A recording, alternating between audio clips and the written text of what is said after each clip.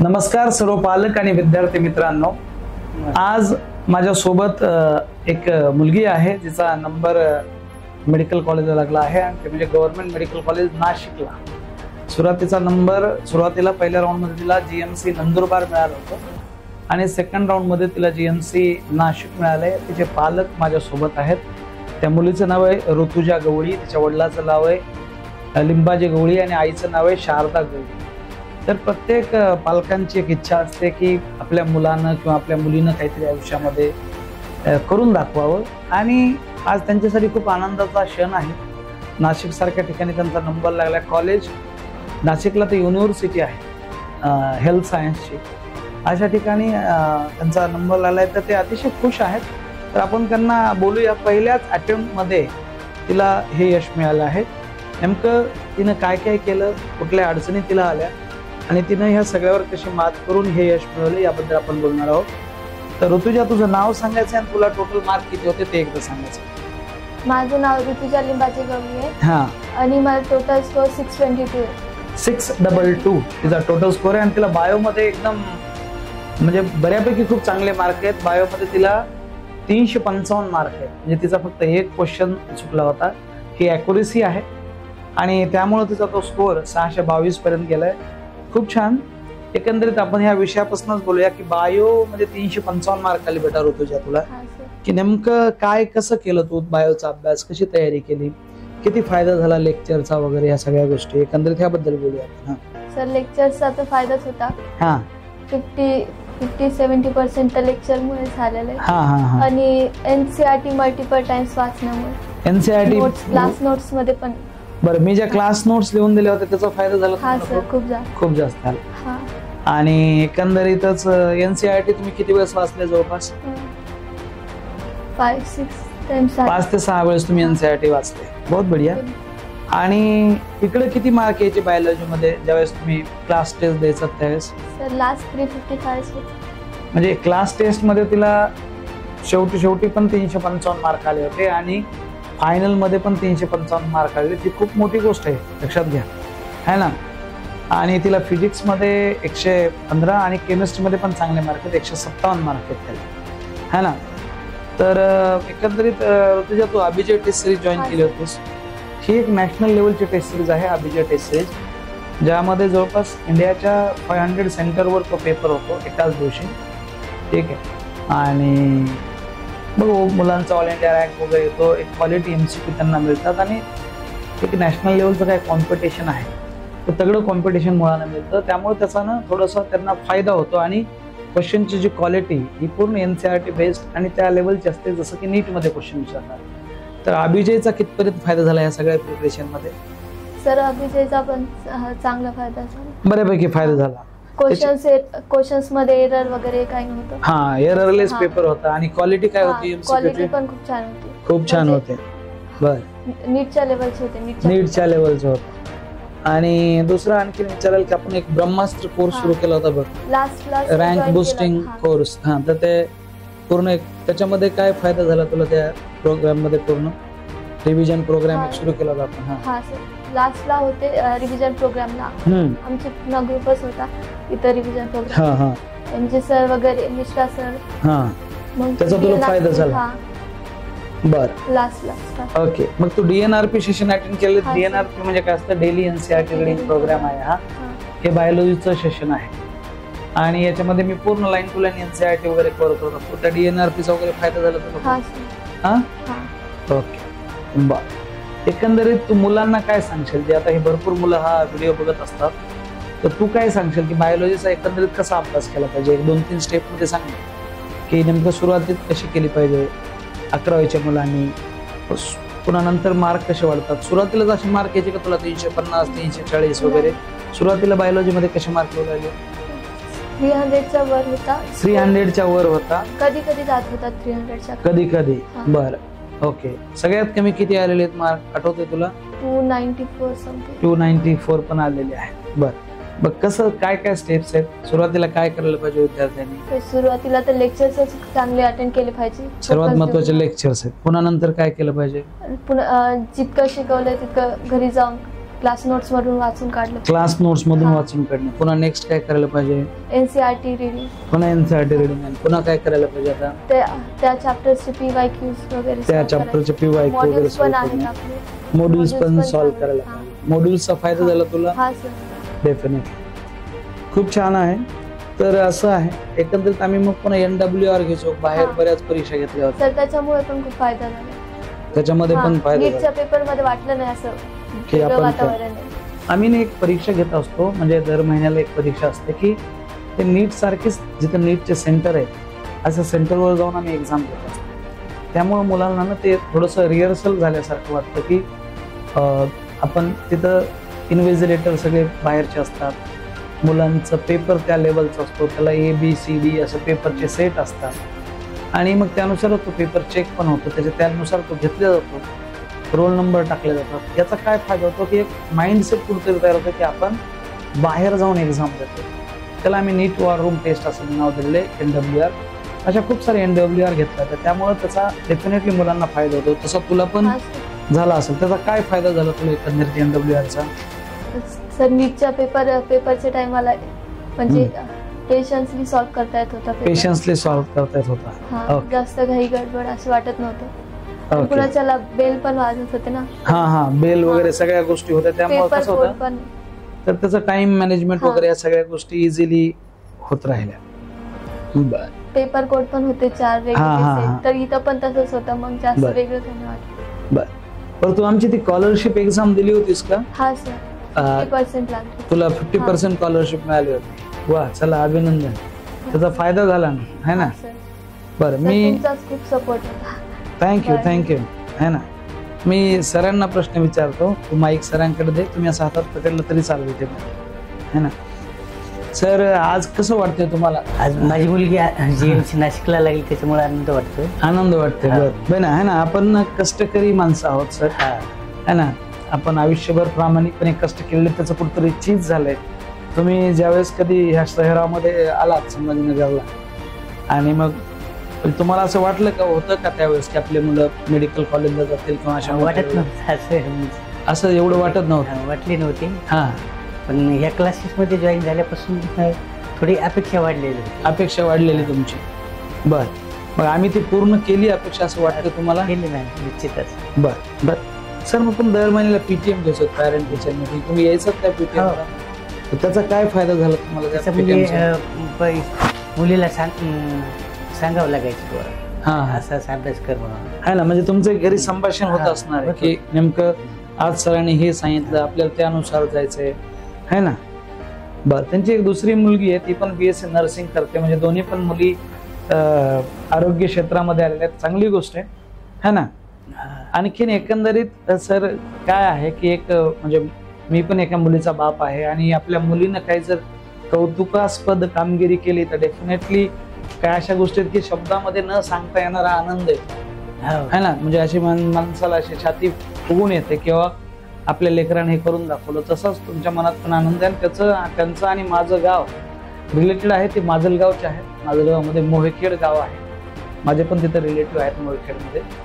आणि डेफिनेटच म्हणजे तेवढ्या ठिकाणाहून येऊन इथं संभाजीनगरमध्ये राहणं पुन्हा सगळं मॅनेज करणं आणि मुलींना चांगल्या ठिकाणी शिकवणं आणि तिनं पहिल्याच अटेम्प्टमध्ये MBBS सारख्या अतिशय चांगल्या आणि प्रतिष्ठित कोर्स ऍडमिशन घेणं हे कुठल्याही वडिलांसाठी खूप कौतुकाची बाब आहे.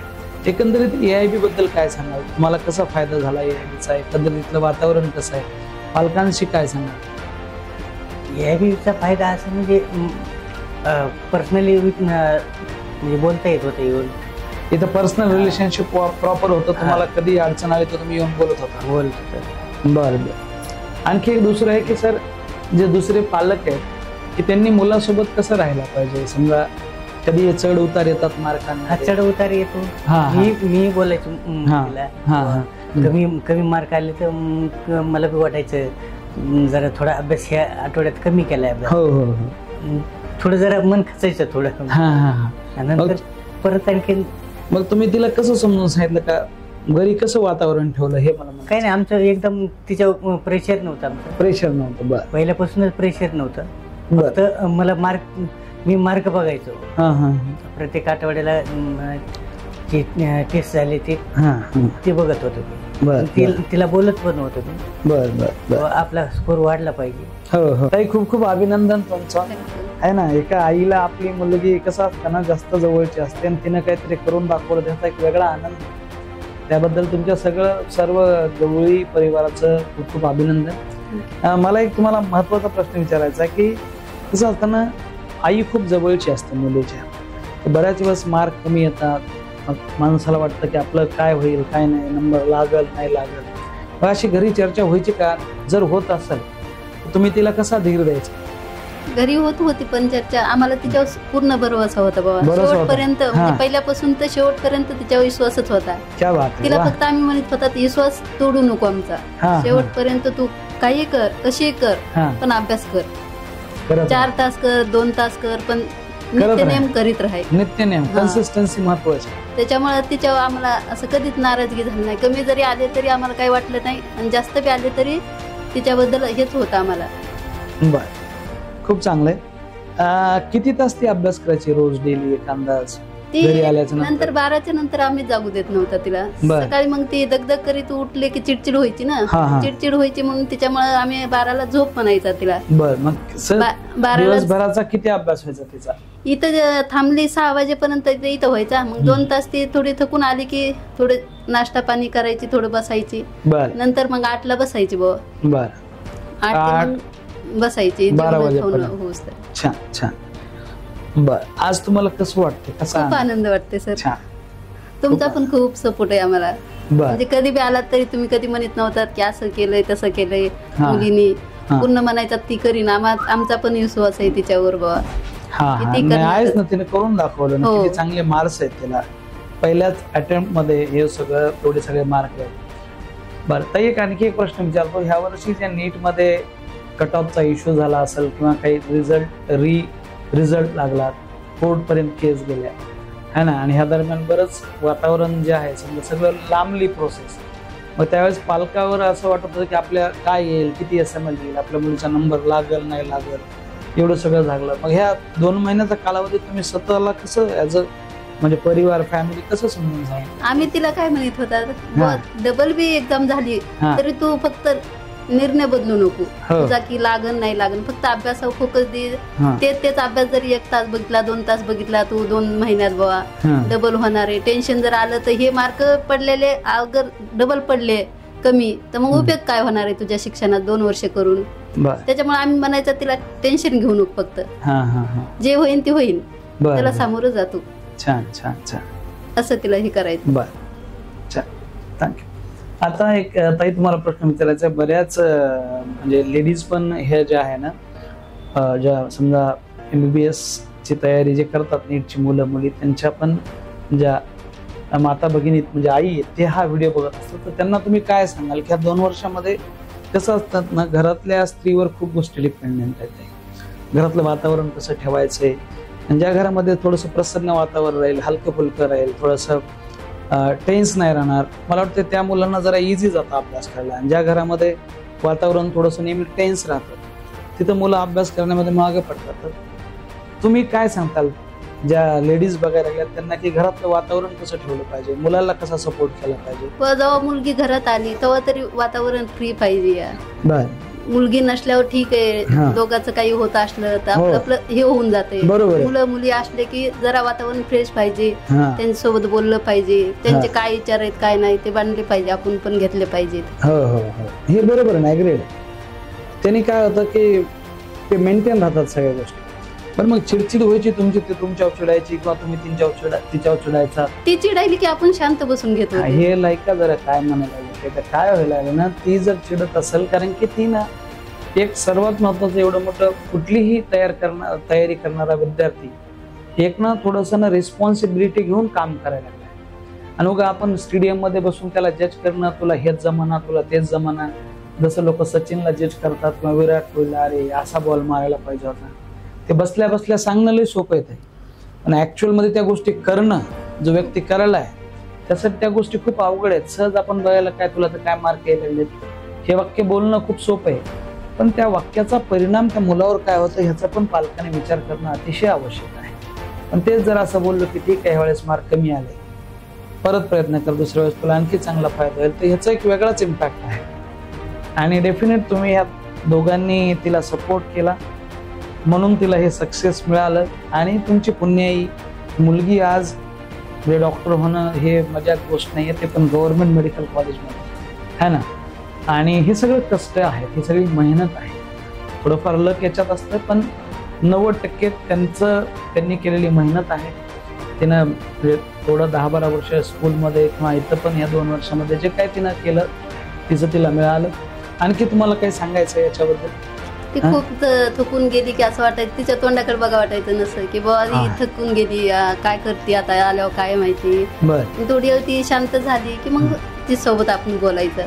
बरोबर, काय चाललंय काय नाही, आज काय होतं. हो. तिने सांगायला सुरू केलं की आपण ऐकून घ्यायचं. आणि ऐकून नाही, तिने जर नाही सांगितलं तर आपण पण शांत राहायचं. बरं, चर्चा व्हायच्या तुमच्या आज काय शिकवलंय त्याला.